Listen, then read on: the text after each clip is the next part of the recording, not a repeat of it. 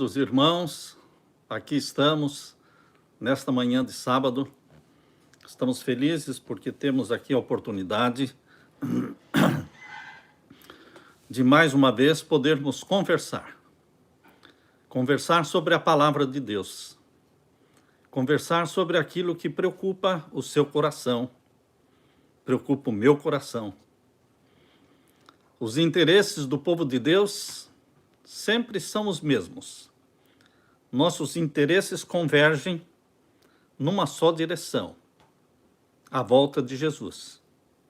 É para isso que nós vivemos, é para isso que nós existimos, é para nos prepararmos para a volta de Jesus, não é verdade? Prepararmos nossa família para a volta de Jesus e prepararmos um povo para receber Jesus em glória e majestade. Por isso, queridos, estou me unindo a todos vocês, onde vocês estiverem. Estamos nos unindo para juntos estudarmos a palavra de Deus.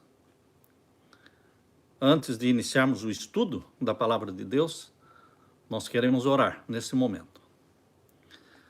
Bom Pai que estás nos céus, nós estamos na tua presença, ao redor do mundo, com milhares e milhares de amigos, irmãos em Cristo Jesus. Estamos unidos num só Espírito, o Espírito Santo. Estamos unidos em um só Senhor, o Senhor Jesus Cristo, nosso Salvador. Estamos unidos como filhos de um só Pai, Pai de todos, Criador dos céus e da terra. Como família tua, Pai, como família tua, estamos unidos para buscar a tua bênção, para buscar a tua presença conosco, para buscar o derramamento do Espírito Santo sobre nós. Que ao abrirmos neste momento a tua palavra, o Espírito Santo venha falar ao nosso coração e que o Senhor responda os anseios de cada alma. O Senhor responda os anseios de cada coração, de cada oração sincera. É o que nós pedimos em nome de Jesus. Amém. Queridos, o tema que nós escolhemos para hoje é o colapso mundial. Conforme o fim se aproxima, os eventos que antecedem a volta de Cristo se intensificam. Mas se intensificam não de uma forma aritmética. Os eventos que prenunciam a chegada de Jesus se intensificam de uma forma geométrica. É uma progressão geométrica. Você entende o que eu estou falando, não é? Essa progressão geométrica. Por eu ter nascido numa família adventista e ser adventista há 69 anos, esta é a minha idade, eu sempre ouvi os pastores pregando, desde a primeira série de conferência que eu assisti lá em Itararé, estado de São Paulo, pelo pastor Alcides Campo Longo. Eu era um menino naquele tempo. Eu tinha lá meus 8, 9 anos. Eu assisti a primeira série de conferência com o pastor Alcides Campo Longo. E lá ele já estava falando sobre a estátua de Daniel, capítulo 2, e da pedra, que é a volta de Jesus. Então, eu cresci numa família e cresci num ambiente que pregou e que prega sobre a volta de Jesus. Por isso, queridos, quando me perguntam ainda se eu creio na iminente e urgente volta de Jesus Cristo, mesmo depois de tanto tempo, eu digo, sim, eu creio. E a melhor resposta que eu poderia dar seria ler para vocês alguns textos. Por exemplo, 1 Pedro, capítulo 4, verso 7. O fim de todas as coisas está próximo. Também, Romanos, capítulo 13, e o verso 12. A noite está quase acabando. O dia logo vem. O dia da volta de Jesus. E também Hebreus, capítulo 10, o verso 37. ainda dentro de pouco tempo, aquele que vem virá e não tardará. E, queridos, em Lucas capítulo 21, e o verso 28, e o verso 32 também, nós lemos: ora, quando estas coisas começarem a acontecer, olhai para cima, levantai as vossas cabeças, porque a vossa redenção está próxima. E o verso 32 do capítulo 21 de Lucas diz o quê? Verso 31 e 32. Assim também vós, quando virdes acontecer estas coisas, sabei que o reino de Deus está perto. Você está vendo muita coisa acontecer. E você se preocupa, como eu também. Não é hora de pânico, não é hora de medo, não é hora de perder a fé. Queridos, Jesus disse: quando vocês verem todas estas coisas acontecendo, levantai a cabeça. Aqui estou lendo o verso 28. Quando estas coisas começarem a acontecer, olhai para cima, levantai as vossas cabeças, porque a vossa redenção está próxima. E o verso 32. Em verdade vos digo que não passará esta geração até que tudo aconteça. Esta geração não passará sem que tudo aconteça. Ah, mas pastor, isso foi escrito no tempo de Lucas, no primeiro século? E esta geração para Lucas poderia ser a geração dele? Queridos, aqui em Lucas capítulo 21 e o verso 25 diz: que geração será essa? Veja Lucas capítulo 22, aliás, Lucas capítulo 21 e o verso 25. E haverá sinais no sol e na lua e nas estrelas, e na terra angústia das nações, em perplexidade pelo bramido do mar e das ondas. Homens desmaiando de terror na expectação das coisas que sobrevirão ao mundo, porquanto as virtudes do céu serão abaladas. E então verão vir o Filho do Homem numa nuvem, com poder e grande glória. Queridos, aqui não está falando da geração de Lucas, da geração de 500 anos atrás. Aqui está falando da geração que vai assistir os sinais no sol, na lua e nas estrelas. Você pode me dizer, pastor, mas isso aí, então, aconteceu lá no século XIX? Ou século XVII? Século XVIII? Porque nós entendemos que em 1755 ocorreu o terremoto de Lisboa, e também em 1780 o escurecimento do sol e a queda das estrelas, 1833. Mas, queridos, nós não estamos falando daqueles sinais. Aqueles sinais ocorreram anunciando e preparando o mundo para a chegada do juízo dos vivos, que começou em 1844. Mas agora existe um cumprimento muito mais aplicado para os nossos dias.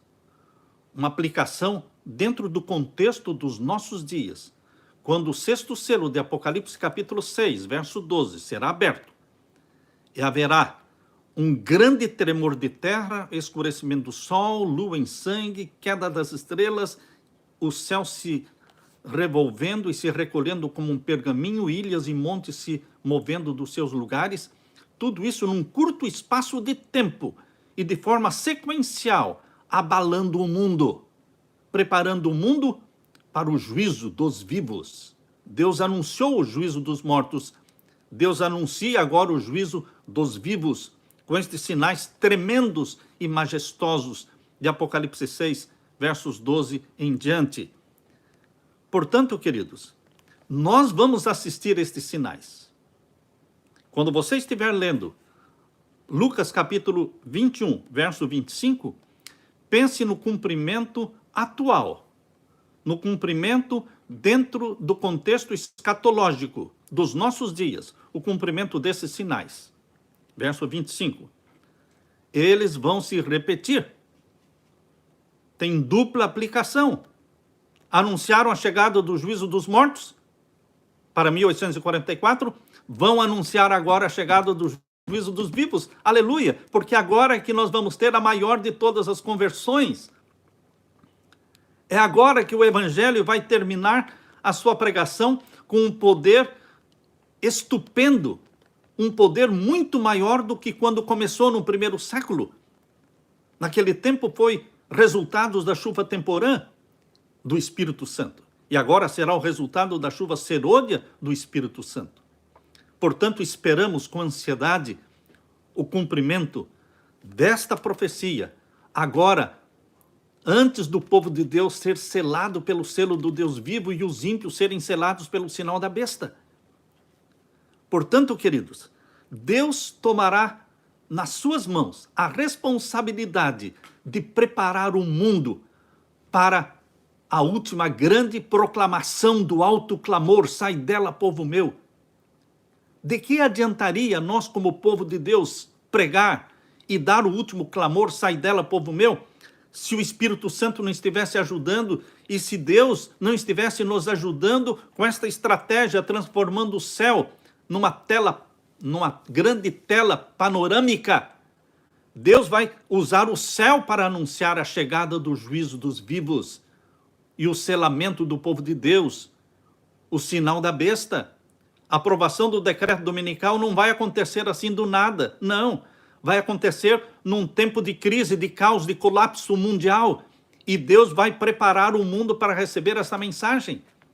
Por isso, quando você estiver lendo tanto Apocalipse 6, versos 12 em diante, como também Lucas capítulo 21, versos 25, pense no cumprimento atual, nesses dias, porque você vai assistir isso aqui. Isto é profecia. Vou ler de novo. E haverá sinais no sol, na lua, nas estrelas, e na terra a angústia das nações. Você vai ver e você vai sentir a angústia das nações em perplexidade pelo bramido do mar e das ondas. Por que que o povo vai estar angustiado pelo bramido do mar e das ondas? Por causa dos tsunamis. Ó, queridos, todo mundo gosta de morar beira-mar. Os apartamentos beira-mar, de frente para o mar, são os mais caros, são caríssimos, supervalorizados. Mas vai chegar um tempo em que ninguém mais vai querer ficar à beira-mar. Por quê?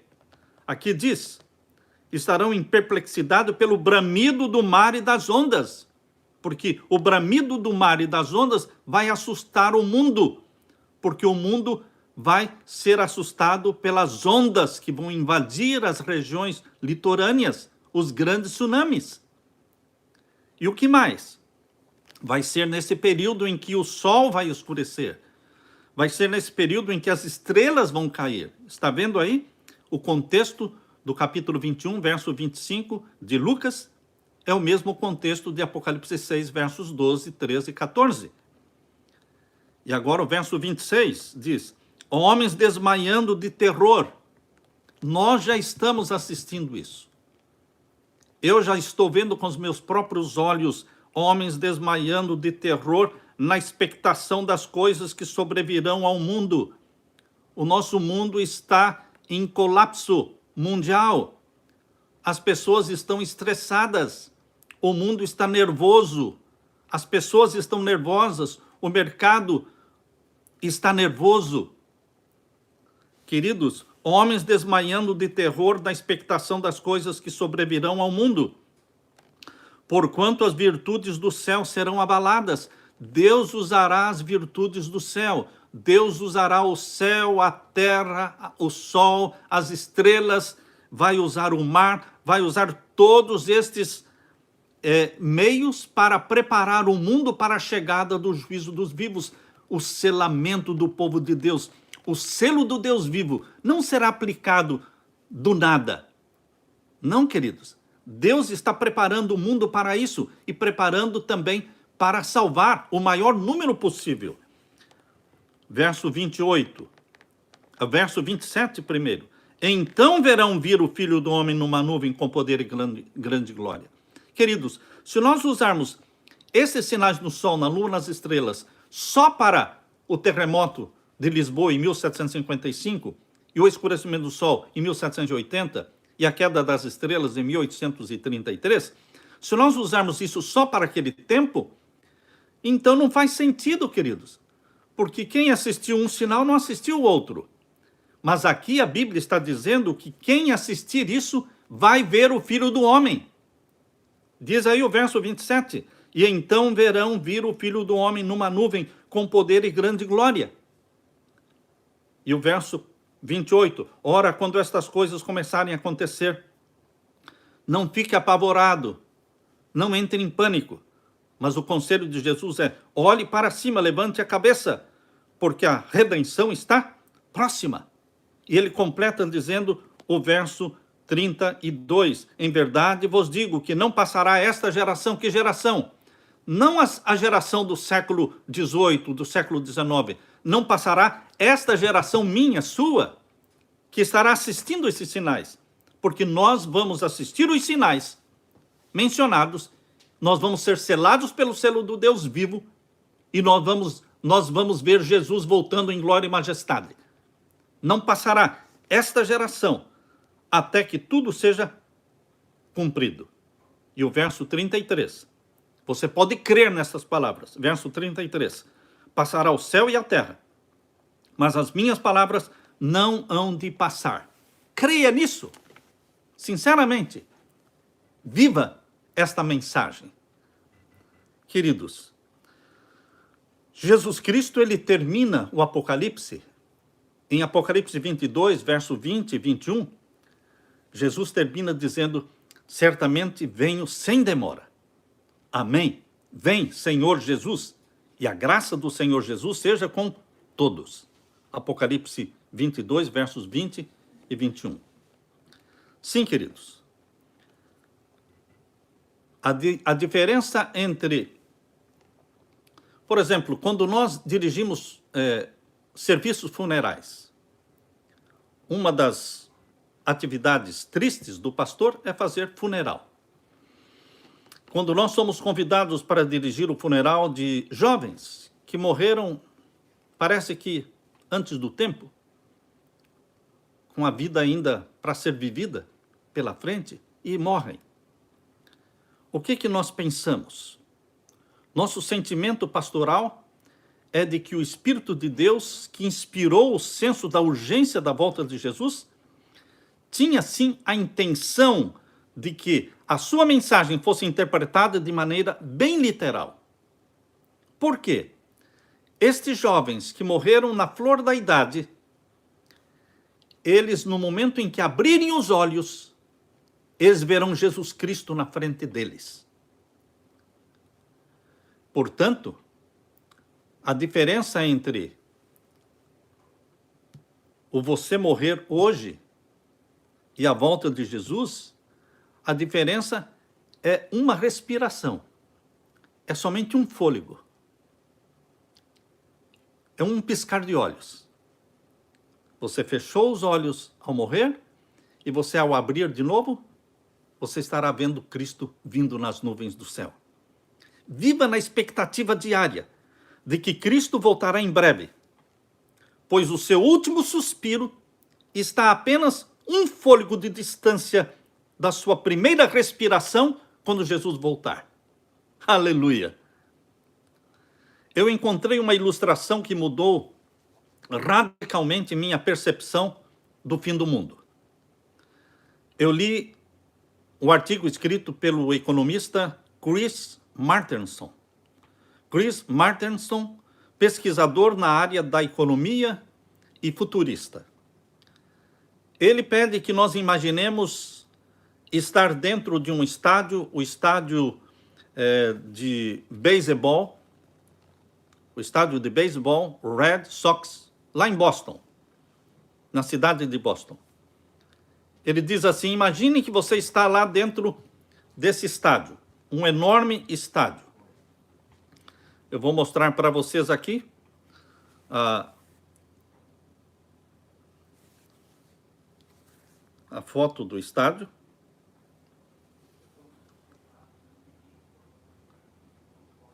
Não sei se você está vendo aí. Está dando para ver? Esse é o estádio lá de Boston, Red Sox.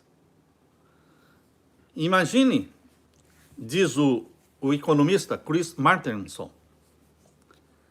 imagine que você seja amarrado, algemado, lá em cima, naquelas últimas fileiras de cadeiras, porque tem escadarias. Imagine que você vai ser amarrado naquela arquibancada lá no topo. E então, queridos, vocês devem imaginar que eles vão pingar uma gota d'água lá embaixo no campo onde os jogadores estão. Eles vão pingar uma gota d'água e você estará algemado numa cadeira lá em cima, na última arquibancada. E você tem que se salvar. Você tem que se libertar das algemas e sair de lá antes que a água chegue até lá. E você pode estar pensando, isso é uma brincadeira, não é? Se vão soltar um pingo d'água, uma gota d'água, lá embaixo, no gramado. E ele diz assim, imagine que este estádio seja impermeável, ou seja, a água esta gota que é derrubada ali, ela não vai ser sugada, porque é impermeável. E então, esta gota, ela vai se duplicar de forma geométrica a cada minuto. Então, o detalhe é que essa gota, magicamente do tamanho... o detalhe é que esta gota dobra magicamente de tamanho a cada minuto. Em 1 minuto, esta gota vai ser 2. Em 2 minutos, ela será 4. Porque ela vai se multiplicar de forma geométrica. E depois, 16. E depois, no próximo minuto, 32. E no próximo minuto, 64. E assim por diante. Portanto, queridos, ele diz, imagine que ao meio-dia, eles amarraram você, algemaram você lá na última arquibancada. E exatamente meio-dia, soltaram a primeira gota d'água. Imagine o que pode acontecer. É para que você entenda o que significa progressão geométrica. Ao meio-dia e 44, ou seja, 44 minutos depois da primeira gota de água ser derramada, você olha lá de cima e você vê que lá embaixo, em cima da grama, existe somente 1,5 metro de água. 93% do estádio está vazio. Só existe 1,5 metro de água lá embaixo. Mas isso em 44 minutos, ou seja, meio-dia foi colocada a primeira gota, 44 minutos depois, só tem 1,5 metro de água lá embaixo. Mas a realidade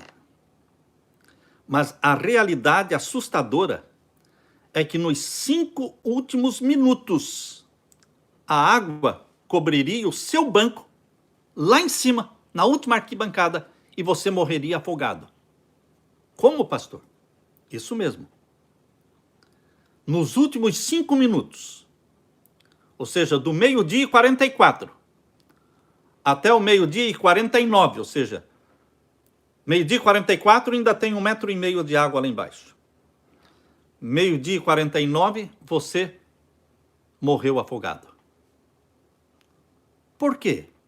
Porque os últimos 5 minutos, eles são rápidos. Os acontecimentos são rápidos. Esse é o poder da progressão geométrica. Durante 44 minutos, a percepção é de que haveria todo o tempo do mundo para deixar o estádio. Mas em 5 minutos, você já era. Esse economista, Chris Martenson, adverte que essa lógica pode ser observada no planeta hoje. Não é um pastor que fez gráfico. Não é um pastor que fez essa ilustração, mas é um economista. Ele compara, Martenson destaca a tendência global com o aumento da população da Terra, da escassez de alimentos e combustíveis e água, e o crescimento da dívida nacional e da dívida pessoal. E ele diz que isto tem acontecido vagarosamente ao longo de séculos. Mas agora, no tempo do fim, as coisas aconteceriam de forma muito rápida. Progressão geométrica.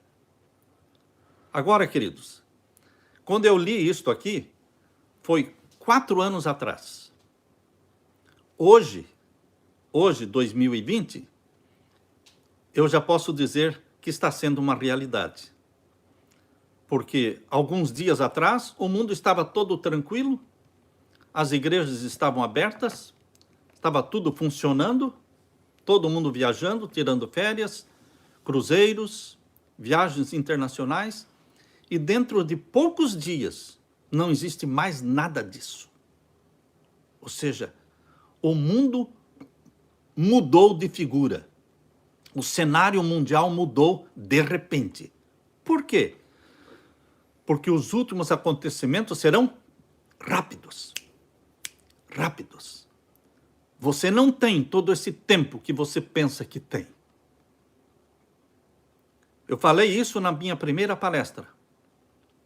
Estou repetindo. Você, meu querido irmão, não tem todo esse tempo que você pensa que tem. Não. Os últimos acontecimentos serão rápidos. Eu quero ler para vocês agora o que está neste livro, Testemunhos para a Igreja, volume 9. Eu vou ler aqui o que está na página 11. Na página 11. Aqui diz: vivemos no tempo do fim. Isso a serva de Deus escreveu há mais de 100 anos atrás. Se ela está dizendo vivemos no tempo do fim, ela não falou para os dias dela, ela está falando para os nossos dias. Porque nós estamos vivendo no tempo do fim.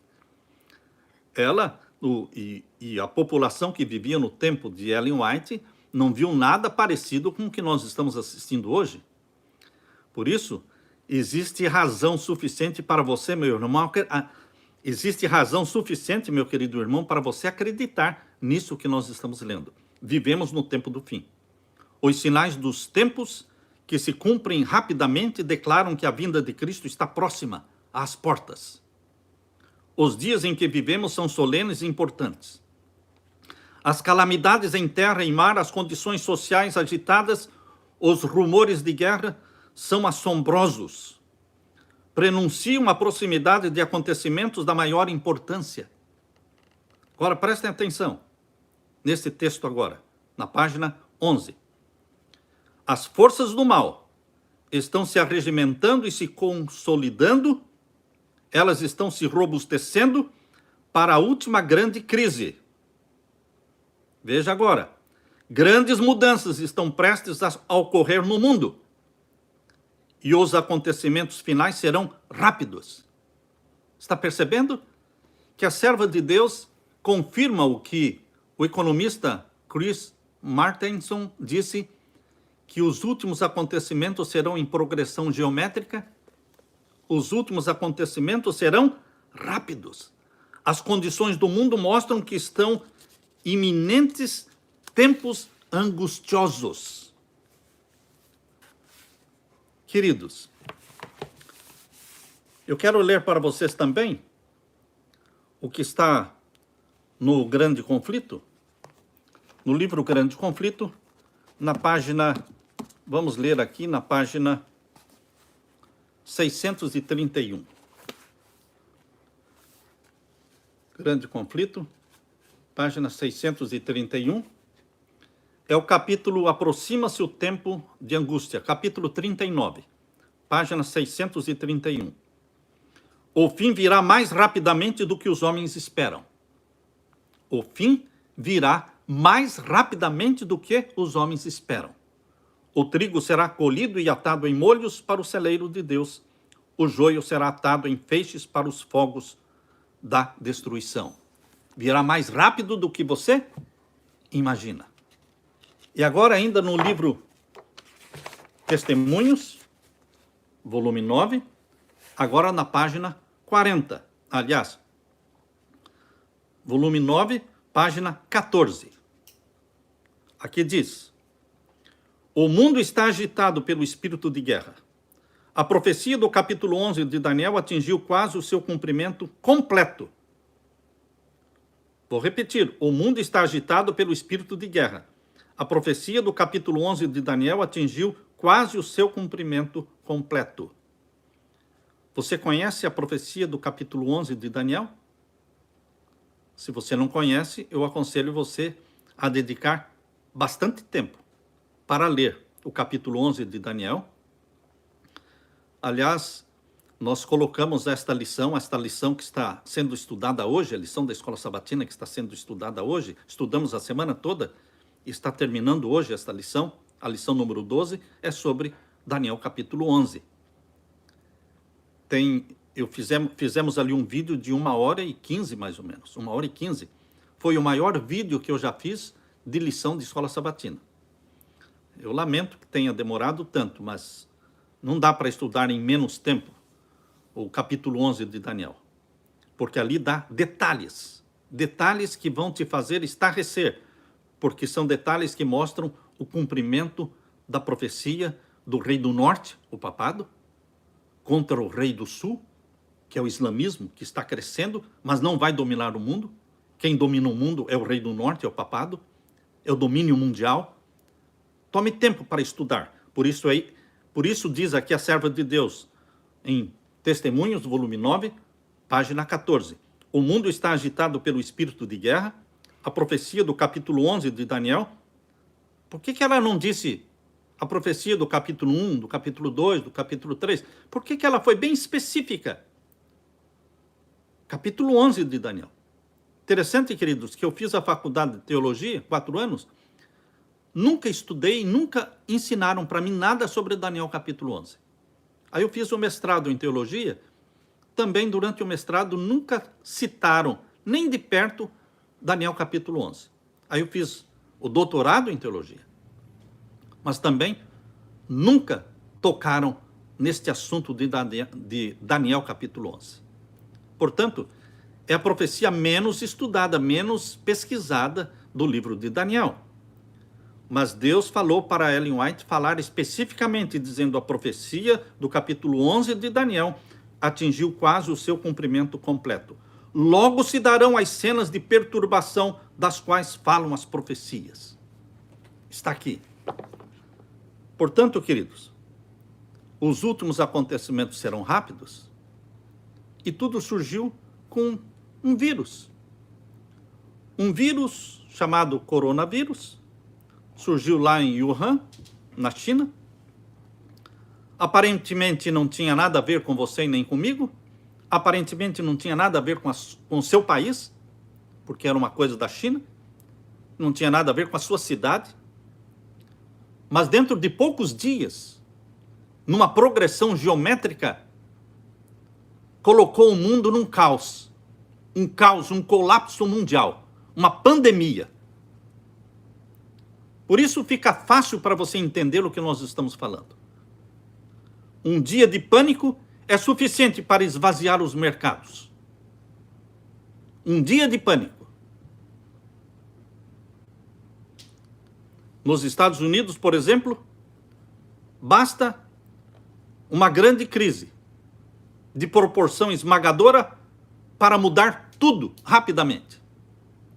Para todo mundo entrar em quarentena, fechar as cidades e proclamar uma lei marcial. Martial Law.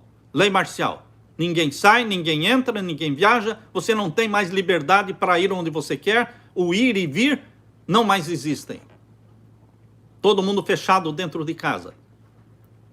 Tudo aconteceu assim, de repente, por causa de um vírus. Por isso os últimos acontecimentos serão rápidos, muito mais rápidos do que você pensa. Você não tem todo o tempo que você pensa que tem para se preparar para a volta de Jesus. Não, queridos irmãos. Agora é o tempo de confessar os pecados.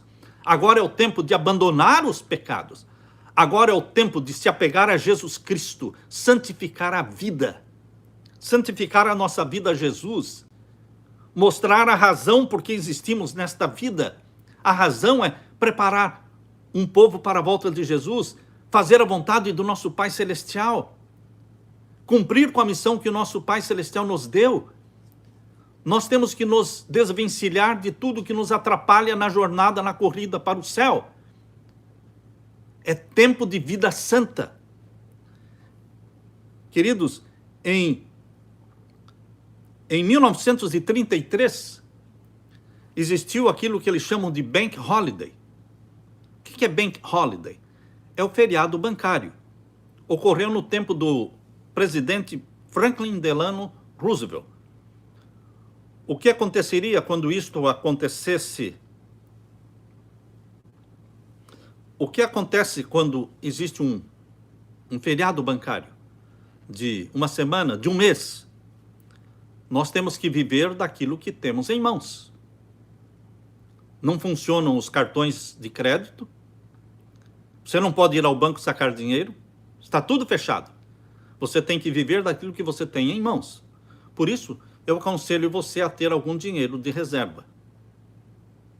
A maioria vive sem reserva nenhuma. A maioria trabalha hoje para comer hoje. Ou trabalha hoje para pagar as dívidas de ontem. Queridos, como filhos de Deus, nós devemos gastar menos e menos e menos. Nós temos que ter uma vida equilibrada financeira e temos que ter alguma reserva para o tempo de crise que está chegando, ou digo, chegou. Alguma reserva. Eu não estou falando a crise do decreto dominical. Não, não é a isso que eu estou me referindo. Eu estou me referindo a esta crise que afeta todo mundo. Budista, confucionista, os muçulmanos, os judeus, os cristãos, quem guarda o sábado, quem não guarda o sábado. Todo mundo será afetado por esta crise. Portanto, é uma crise que já chegou. Em 1929, foram fechados 659 bancos, na Grande Depressão de 1929. Em 1932, foram fechados 5.102 bancos. Em 1933, 1934, os bancos continuaram sendo fechados, indo à falência. Agora, esta crise de 2008, mais recente, fecharam mais de 500 bancos, foram à falência. E hoje você está de corpo inteiro. Hoje nós estamos mergulhados dentro de uma crise que já chegou. E não sabemos exatamente o que vai acontecer daqui para frente. Mas a crise mundial chegou. A crise geral. Não é aquela crise do decreto dominical, porque isso atingirá os que guardam o sábado. Eu estou falando da crise que antecede o decreto dominical e atinge o mundo todo, todas as pessoas, cristãos e não cristãos. É o colapso mundial. É essa crise, queridos. É essa crise na qual nós estamos agora, que vai forçar o papado, o Vaticano e os governos de buscarem uma saída, uma tábua de salvação. E a tábua de salvação é a encíclica papal Laudato Si. A encíclica papal Laudato Si tem 6 capítulos e o 6º capítulo fala sobre a santificação do domingo, mais especificamente no parágrafo 237.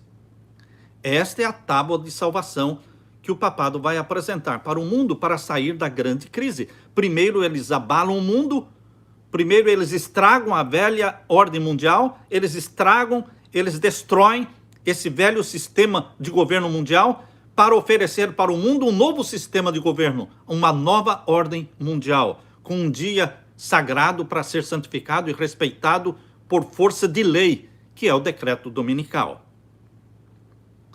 Queridos, o decreto dominical virá não como algo ruim, para o mundo todo virá como algo bom. Uma salvação para sair da crise. Por isso os guardadores do sábado serão vistos como perturbadores da paz mundial, porque todo mundo estará olhando para o decreto dominical como algo muito bom para ajudar famílias, ajudar comércio, ajudar empresas a se levantarem. No tempo do decreto dominical, as cidades estarão vivendo numa escassez de alimento, de água. As cidades estarão em quarentena, enfrentando martial law, toque de recolher, onde ninguém tem direito de ir e vir. Queridos, basta uma crise como esta que chegou para colocar a nação americana de joelhos e ser conduzida por líderes religiosos pedindo a Deus que não envie outros juízos. E eles então vão aceitar a sugestão papal da santificação do domingo, para que não venham outros juízos.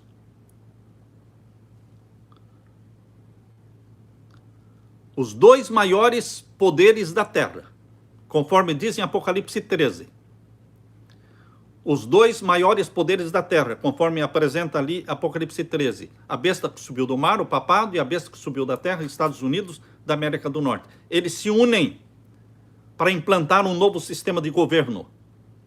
Se prepare para esta crise, meu irmão. Os bancos estarão fechados, então você tem que ter alguma reserva, e você tem que ter algum alimento. Você pode estar pensando, de que vai adiantar eu ter dinheiro, se eu não vou poder comprar nem vender?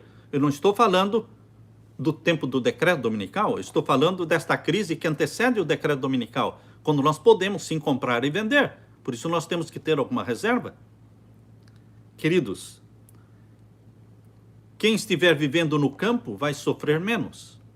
Quem estiver vivendo nas grandes cidades vai sofrer mais o impacto. Quando você ora, quando você pede a Deus que lhe mostre como sair da cidade, quando sair da cidade, de que jeito eu devo sair da cidade, onde eu devo morar, o Espírito Santo vai responder a sua oração. O Espírito Santo vai mostrar quando, como e aonde. E Deus responde individualmente. Deus não responde em grupo. Deus não dirige grupo. Deus dirige filhos e filhas, individualmente. Deus fala de um jeito para um, apressando-o, e Deus fala de um jeito para o outro, adiando um pouco, pedindo para ele ir mais devagar. As cidades vão sofrer muito. Eu aconselho você ler o livro de Ellen White, Vida Campestre.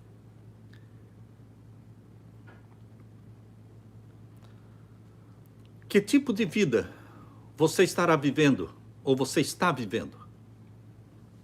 Esta mensagem, queridos, não foi feita para apavorar ninguém, para criar pânico em ninguém, mas é para dar esperança. Eu quero ler para vocês o que a minha esposa insistiu, dizendo: Samuel, não deixe de ler. Lucas capítulo 21, verso 28. É uma mensagem de esperança. Ora, quando estas coisas começarem a acontecer, olhai para cima e levantai as vossas cabeças, porque a vossa redenção está próxima. E o verso 31, assim também vós, quando virdes acontecer estas coisas, de tudo isso que nós estamos falando, e você já sabe que estão acontecendo, porque você está acompanhando o cenário mundial. Assim também vós, quando virdes acontecer estas coisas, sabei que o reino de Deus está perto. Aleluia! Em verdade vos digo que não passará esta geração, tua e minha, até que tudo aconteça. Passará o céu e a terra, mas as minhas palavras não hão de passar. Conforte-se com esta bendita promessa de Jesus. Conforte-se com a certeza de que o anjo do Senhor se acampa ao redor daqueles que o temem e os livra. Conforte-se com esta bendita promessa. Eu deixo com você a paz do meu Senhor Jesus. Eu deixo com você a promessa do batismo do Espírito Santo para aquele que busca e pede. Eu quero fazer uma oração com você nesse momento. E depois desta oração nós vamos dedicar 30 minutos para perguntas. Não vamos ter aqui muito tempo para pergunta. 30 minutos para pergunta, ok? Vou orar nesse momento. Oremos. Pai Santo que estás nos céus. Obrigado, Pai, porque se aproxima o tempo em que nós vamos ver o céu agitado, a terra cambaleando. Nós vamos ver o escurecimento do sol, da lua, das estrelas.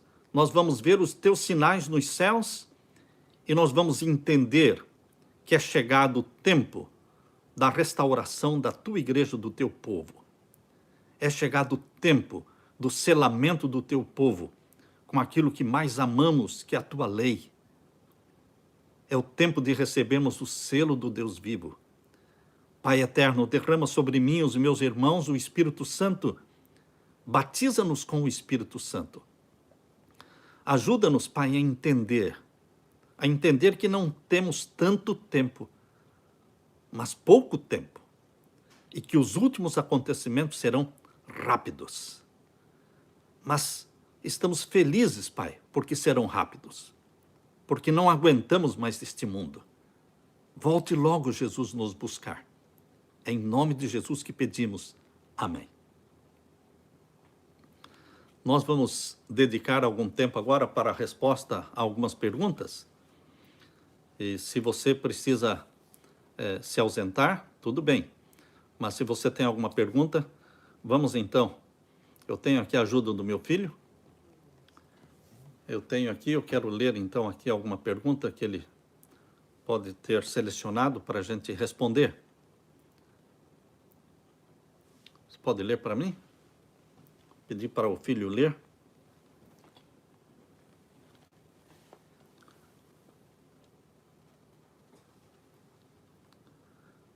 Você tem a vista melhor que a minha. Pode ler aí.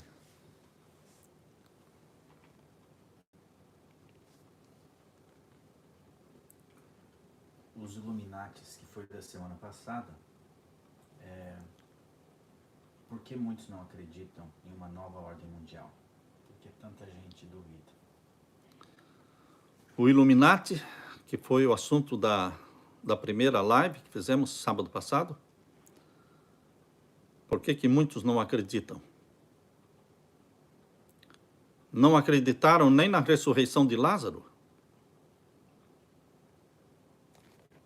Queridos, dava para negar a ressurreição de Lázaro?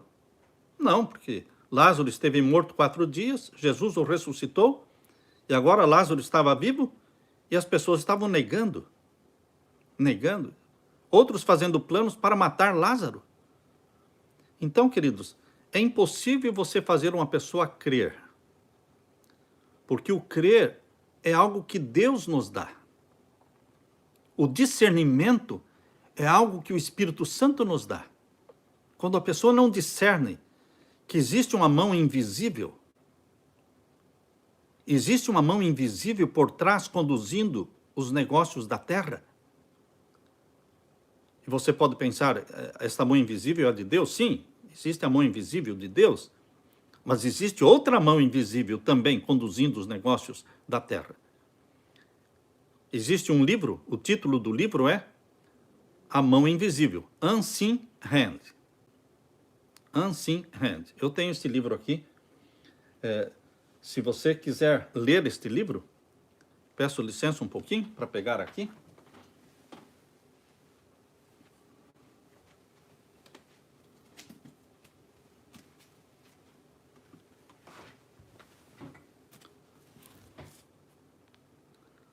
The Unseen Hand, ou seja, a mão invisível. Só que está falando da mão do Illuminati, está falando da mão dos jesuítas. Os jesuítas, quando foram extintos em 1773, pelo Papa Clemente XIV, creio, ou 13, queridos, eles foram restaurados em 1814, porque eles não se deram por vencidos. Extintos em 1773, eles criaram o Illuminati no dia 1º de maio de 1776, ou seja, 3 anos depois. E o fundador foi um jesuíta judeu, Adam Weishaupt, e ele se tornou maçom em 1777, um ano depois, na loja maçônica da França. E então ele colocou dentro da maçonaria o Illuminati, escondeu dentro da maçonaria o Illuminati.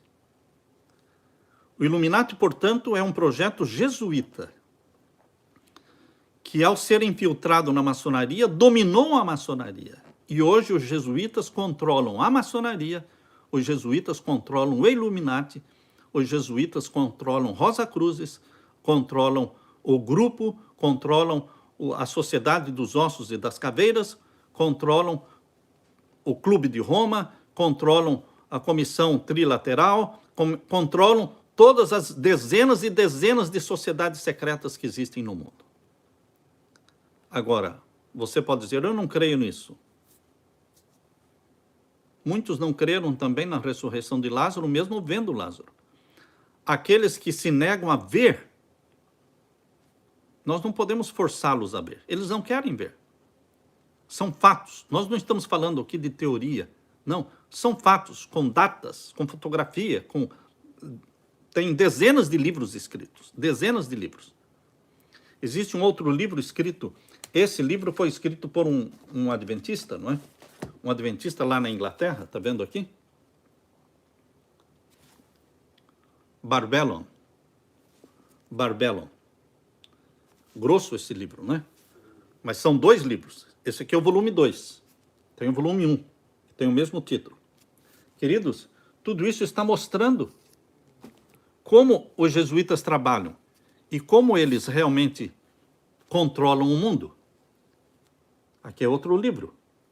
Esse livro eu li quando eu tinha meus 24, 27 anos de idade, porque fazia parte do Clube do Livro dos Pastores Adventistas. Existia o Clube do Livro dos Pastores Adventistas, então todos os pastores deveriam ter lido esse livro. Ou podem ter lido, como eu li naquele tempo, em nome de Deus. E aqui conta como eles assassinaram João Paulo I. Por quê? Porque João Paulo I não aceitava a maçonaria, não aceitava os bispos e cardeais maçons, porque o papa anterior a ele foi maçom, e o papa que veio depois dele também é maçom, ou seja, mas ele não era. Ele era um homem sincero, só Deus vai julgá-lo, mas tudo indica que ele era um homem sincero. Mas, queridos, então não podemos forçar ninguém a crer. E respeitar. Quem não crer, nós respeitamos. Próxima pergunta? Sobre o adiamento da reunião no Vaticano, que estava previsto, o que você tem a dizer sobre isso? Então, foi marcado para o dia 14 de maio de 2020, por causa de todo este colapso mundial. Ninguém está viajando. Até a Conferência Geral da Igreja Adventista estão adiando para 2021.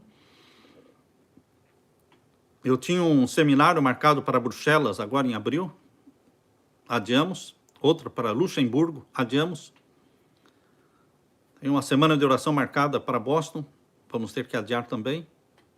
Queridos, todo mundo está adiando. E o Papa foi forçado a adiar também. Não foi cancelado. As pessoas que querem deturpar a mensagem, como esta semana alguém me escreveu algo de um outro líder, dizendo, viu como ele é um profeta falso, ele faz... Primeiro que eu nunca disse que eu sou profeta. Em primeiro lugar, eu nunca falei isso. Ele fez a predição falando que ia ter essa reunião lá no dia 14, e agora não vai ter mais. Então, profecia falsa. Queridos, quando a pessoa não quer mesmo, não adianta nem conversar. Porque não foi cancelado nada, foi adiado. Essa reunião no Vaticano com o Papa, para o Pacto Global, o Pacto Global está no plano e vai acontecer, só que foi adiado para outubro. Assim como até a nossa Conferência Geral da Igreja Adventista, marcado agora para junho e julho, foi adiado para 2021. Tudo está sendo adiado por causa da crise, do colapso mundial. Mas nós estamos entendendo que, particularmente, eu entendo que esta é a crise final. Eu entendo desta forma. Estou esperando, estou orando para que seja. Se você estiver orando para que esta não seja, vou repetir, se você estiver orando para que esta crise não seja a final, eu respeito. Mas eu estou orando para que esta crise seja a crise final. A crise que vai resultar no decreto dominical.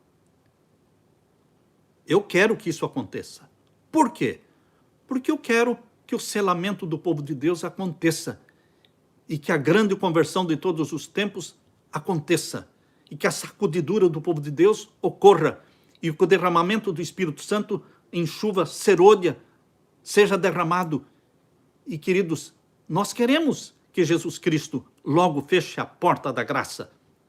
Nós queremos que Jesus Cristo apresse o tempo, abrevie o tempo desta última angústia. É o nosso desejo. Sobre que selo, a pergunta aqui, sobre que selo nós estamos vivendo hoje? Que selo nós estamos vivendo hoje? Em 1844 começou a abertura dos 4 primeiros selos, ou seja, primeiro, segundo, terceiro e quarto, começando com o povo de Deus, representado pelo cavalo branco, aí o cavalo vermelho, representando os protestantes que clamam pelo sangue de Jesus Cristo, mas não querem guardar os mandamentos de Deus.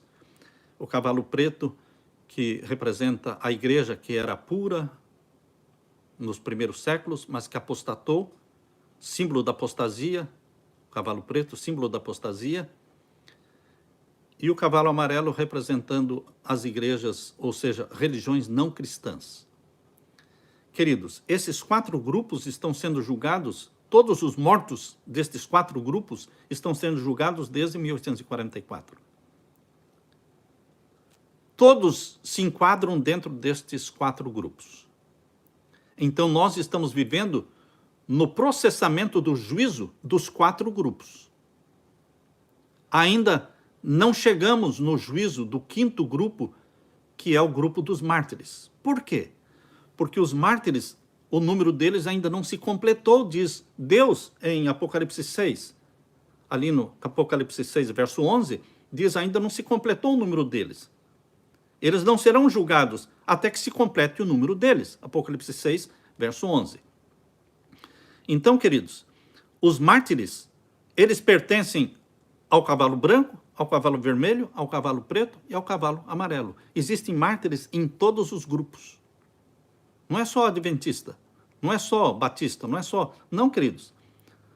As pessoas estão morrendo como mártires em várias partes do mundo e ninguém está perguntando qual é a sua igreja. Não. Você é cristão? Sou. Morre. Então, temos mártires nos 4 grupos. Portanto, o grupo dos mártires ainda não está sendo julgado, porque eles serão julgados quando se completar o número dos mártires. Mas, queridos, o número dos mártires só vai se completar quando sair o decreto dominical e vier a angústia qual nunca houve. Mas o decreto dominical só vai sair quando chegar o momento do selamento do povo de Deus. Quando o povo de Deus tiver que ser selado pelo selo do Deus vivo, este é o assunto do 6º selo. Apocalipse 6, verso 12, começa o 6º selo ali e vai em todo o capítulo 7 de Apocalipse, onde está o selo do Deus vivo.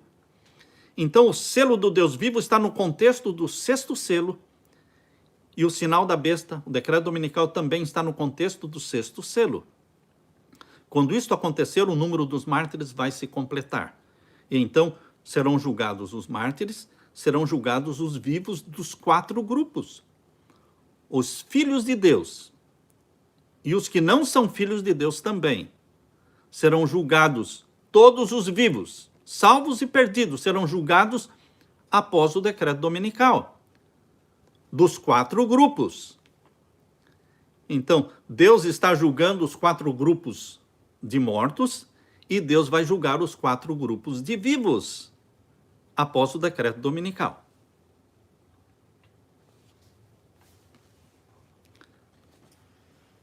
Chegou a hora e o momento para deixar as dívidas para trás e fugir das grandes cidades para o campo?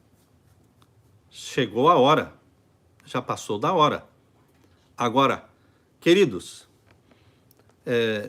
você vive endividado? Peça perdão para Deus.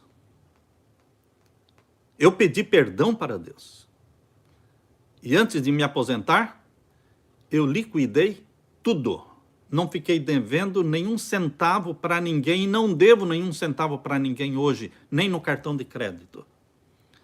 Queridos, nós temos que fugir da dívida como se foge da lepra.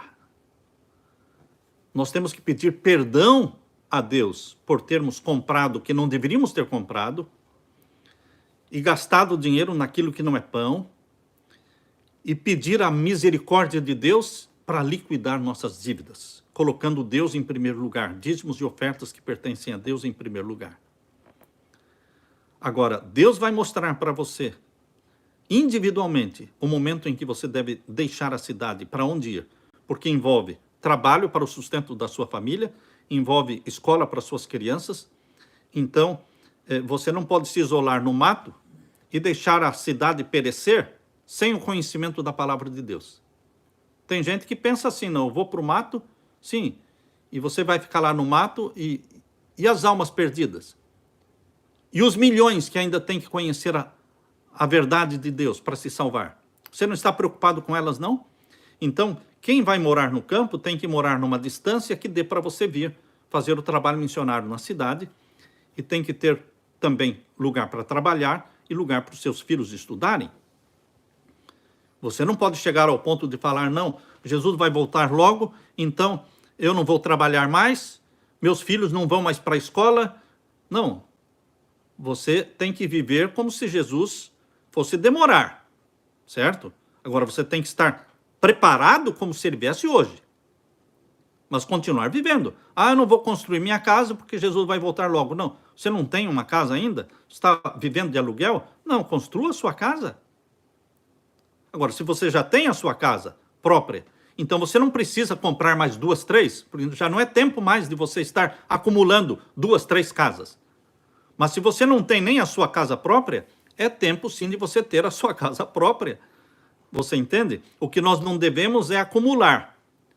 Mas existem coisas que são inteligentes serem feitas, né? E ter a casa própria, isso é inteligente.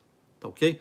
Então, Deus vai dirigir a sua vida individualmente e vai responder você, quando você sinceramente perguntar como vender esta minha propriedade. Deus vai mostrar para quem vender e quando vender e por quanto vender. J. Campos pergunta, caro pastor, qual é a sua opinião sobre os grupos em busca da perfeição de caráter que estão surgindo dentro do adventismo? Aleluia, aleluia pelos grupos que buscam a perfeição de caráter. Aleluia. Salvação é pela fé em Jesus Cristo. Mas a salvação pela fé em Jesus Cristo, meu irmão, traz a perfeição de Cristo na tua vida. Na tua vida. Eu não sou daqueles pregadores que pregam que o povo de Deus vai viver pecando até Jesus voltar. Eu não creio nisso. Eu não creio nisso.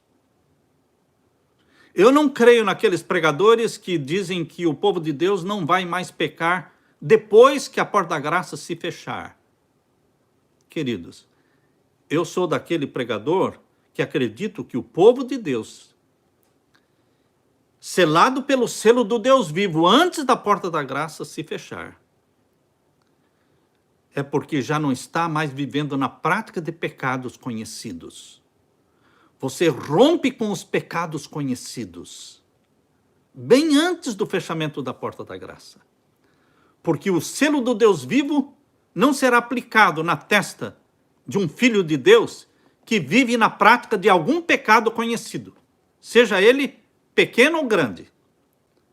Se é um pecado consciente, isto vai impedir que você receba o selo do Deus vivo.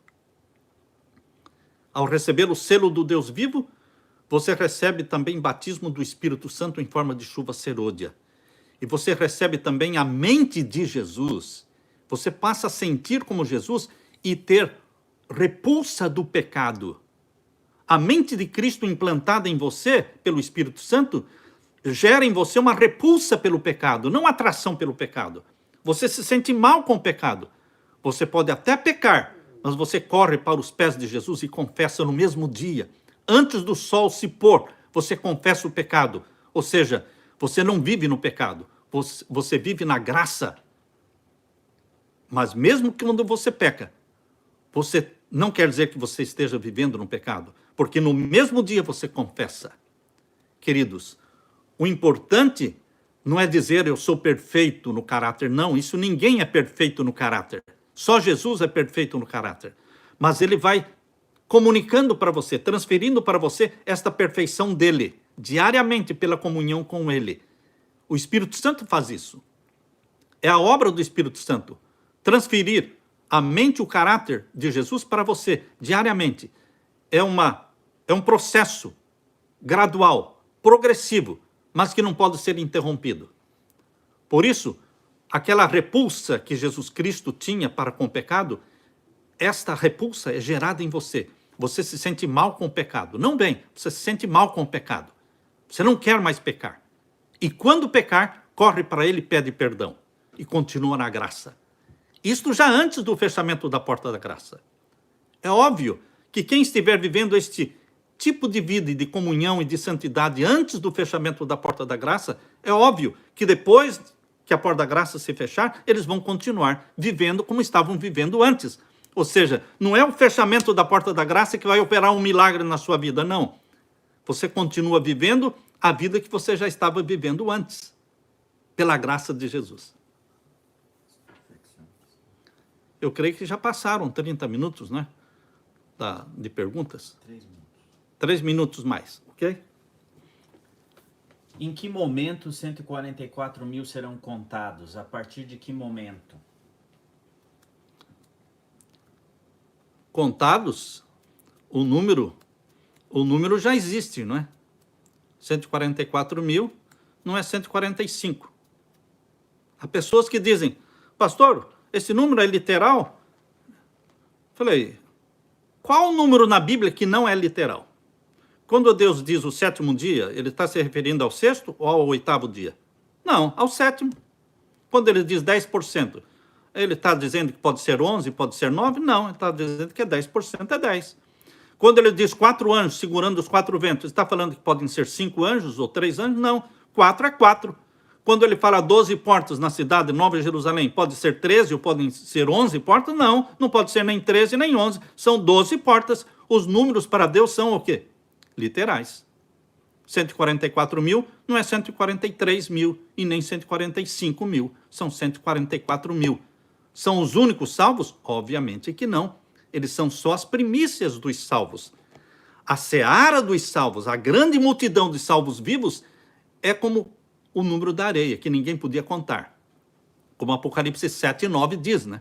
Apocalipse 7:9 diz, uma multidão que ninguém podia contar. Esta é a grande seara de salvos vivos. Os 144 mil, eles são as primícias desses salvos vivos.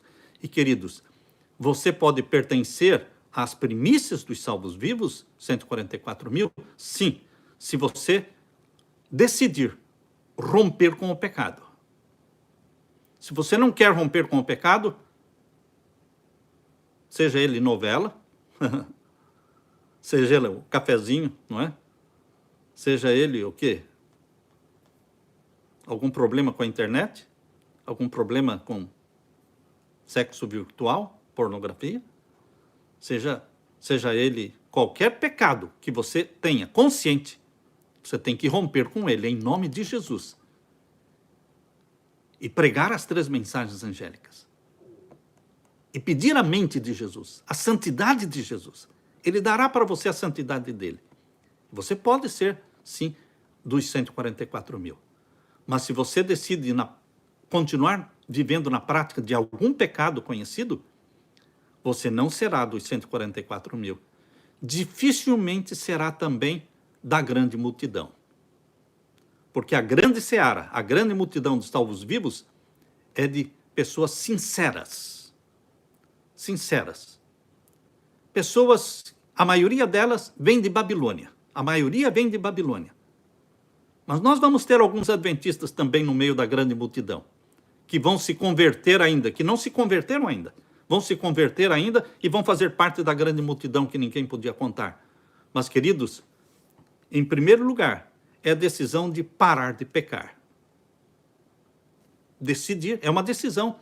Assim como as pessoas têm que parar, assim como as pessoas têm que decidir parar de fumar, parar de beber, a gente também tem que decidir o quê? Parar de pecar. Mas que tipo de pecado? Pecado que você sabe que é pecado. O pecado que você ainda não sabe que é pecado, você não se preocupe com eles. Entendem?